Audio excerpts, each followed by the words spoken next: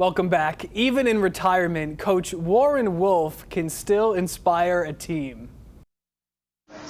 Do what's right. Do your job. 11 guys working together. Jason Kahn back for the Friday night feature. Jason, Wolf's created this coaching tree. 400 assistants, more than a dozen head coaches. How much does that define his legacy? Well, Nick, without those former coaches, many of them former players, Wolf says he wouldn't be the same coach. Wolf tells me he doesn't go to many Brick games anymore, but when he does, the first thing many of those old assistants do is they come see him. The hugs and warm embraces radiate a deep history for the gray-haired man who can't stop smiling.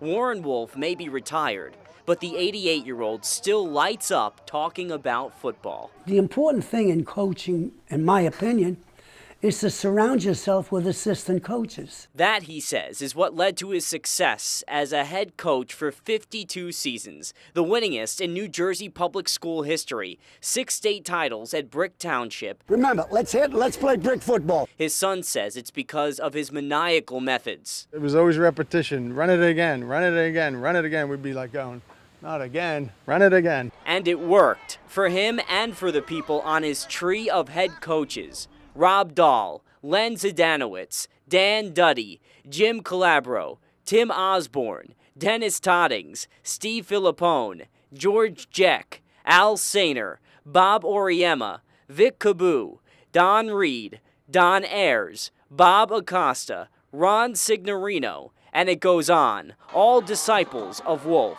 Not a day goes by that at least once I say, what would Coach Wolf say right now, or what would he do? What would Coach Wolf do? They actually made the call and asked, what do you think I should do? And that's the offensive game ball. It's going out so fast. Zdanowitz has carried the tradition of giving away game balls at Brick. Those are two things that he always told kids, that you can't win and you can't play if you don't have those two things, spirit and enthusiasm. Let's maintain our spirit.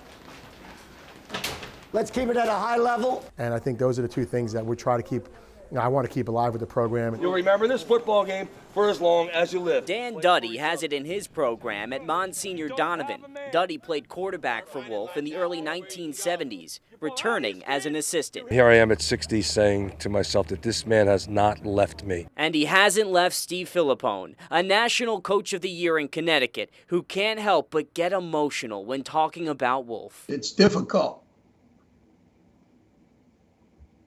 to explain what Coach Wolf means to me and so many people. Wolf insists he's a big brother, but for many, he's a second father. When my father died, the first person I wanted to see was Coach Wolf. And I hope he lives forever, because I can't imagine a world without him in it. I'm so proud of them. And many of them, as they come by, as you can see, you know, it's not a case they forgot me. All together now. 1, 2, 3. Together. Let's go, boys!